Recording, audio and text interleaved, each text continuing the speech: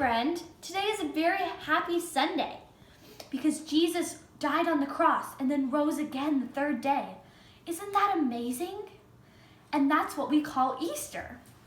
Today, we're going to be making decorated salt dough crosses. Aren't they so pretty? Now let me show you what you're going to need. We're going to be baking in the kitchen today, so make sure you always have adult supervision while you're cooking. You're going to need flour, salt, water. Now let me show you the measurements you're going to need. A 1/4 cup, 1/2 cup, and 1 cup. A rolling pin, or you can use a can if you don't have a rolling pin. A large spoon. Some decorating sequins, beads. You can use some paint to decorate, or you can even use some nail polish. But make sure you ask your mom before you use nail polish to make sure it's something that she doesn't mind getting messed up. Now let me show you what now you're gonna need a large bowl, a plate to roll on, a piece of parchment paper to bake your crosses on, and a baking sheet. Now let's get started. So the first thing I'm gonna do is put in my flour.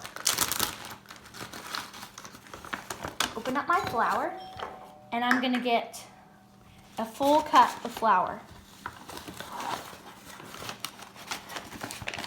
Get really good. And then, there we go. Now I got my 1 cup of flour, and I'm gonna dump it in. Here we go. And now I'm gonna put in my salt. Open up my salt and put in 1/4 cup of salt to my mixture. We're gonna be making salt dough, but make sure you don't eat this. It's not edible. Now let me that looks about right. Pour that in. And now we're gonna pour in our water. We're gonna do 1/2 cup of water. This is a very simple recipe. It only takes 3 ingredients. And when you put it in the oven, it hardens. Now I've got my water.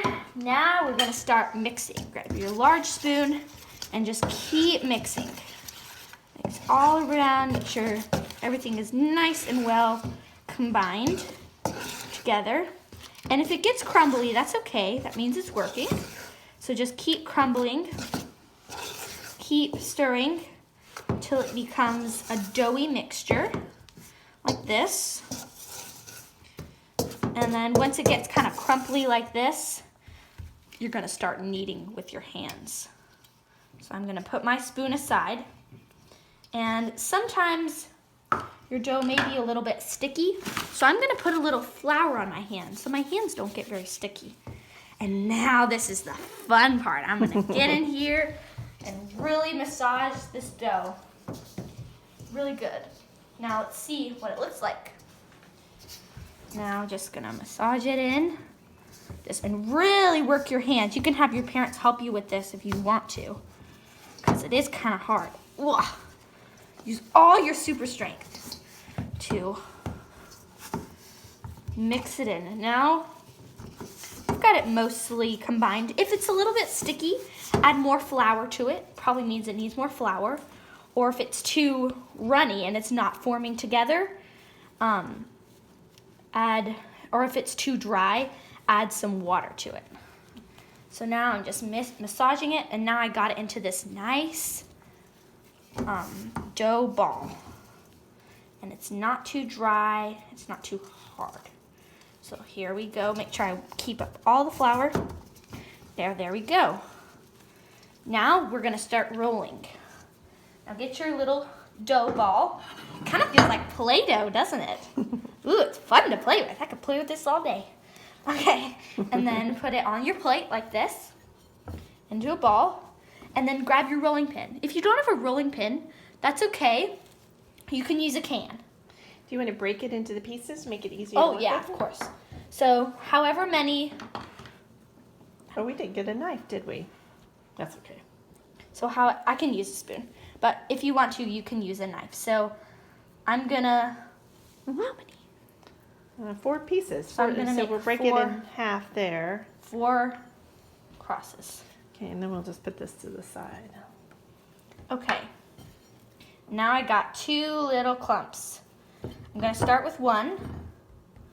So I'm gonna flatten it out a little bit. Use my rolling pin or can and start very gentle in the middle. Don't push too hard. Very gradual process. And then flip your rolling pin over and do both sides like this.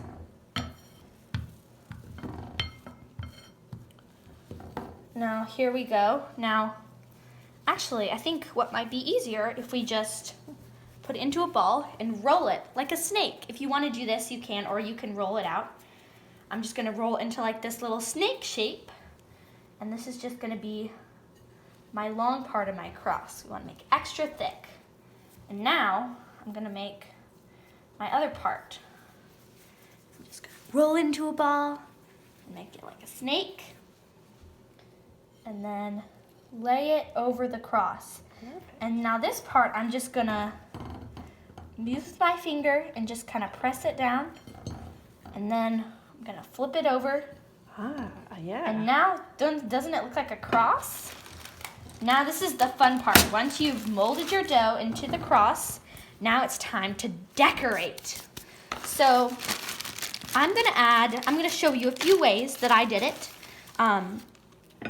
You can do it any way, but I'm gonna show you how I did it with sequins. So this one is already baked. I made this one ahead of time, and I just pushed sequins into it to make it like that. And when you want to do it, you want to make sure it's nice and push it in, or it will fall out. And then I also used beads. I used like a little star bead and used different beads on this one. And then I made, let's see. Okay, so then I'm just gonna press down these.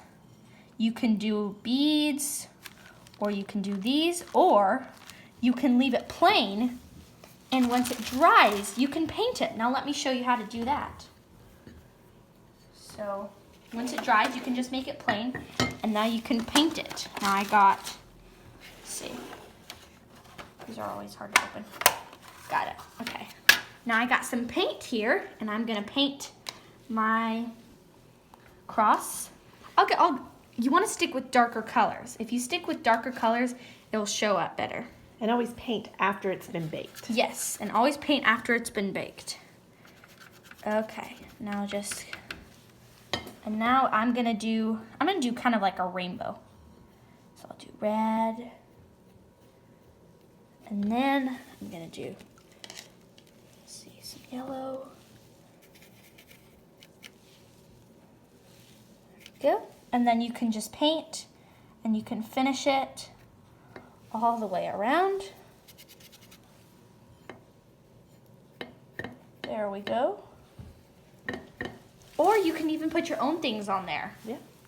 So Natalie, after you get done getting it all ready, and you've got all the sequins you want on there, what do you do next? Now, what you're gonna do, make sure you press them down really good so they stick in there and they don't fall out while it's baking. Okay, I'm gonna put a little bit more in there, and then, okay, there we go. And now we're gonna get a baking tray and some parchment paper, and we're gonna lay our cross down just like that. And you're gonna bake that at 300 for 2 hours. That's a really long time, but once it's done, it should be nice and hard like this one. And then even if you want to hang it up, before you put it on the parchment paper, stick a little hole. I'm gonna use my little paintbrush. Stick a little hole in the very top so you can put some string through it and hang it up. Like this. And you can thread some ribbon through it, and you can hang it on your wall or in your room, whatever you want. So I'm gonna lay it on here. and then wait for 2 hours and pull them out, and they should be good to go. Let them cool. Don't And forget to let them don't cool. forget to let them cool because they'll be very hot once they get out. And make sure you have your parents help you with this. Yeah. Thank you, everyone. I'll see you next time. Bye. And don't forget, make sure you check out my other video where I read the Easter story. Bye.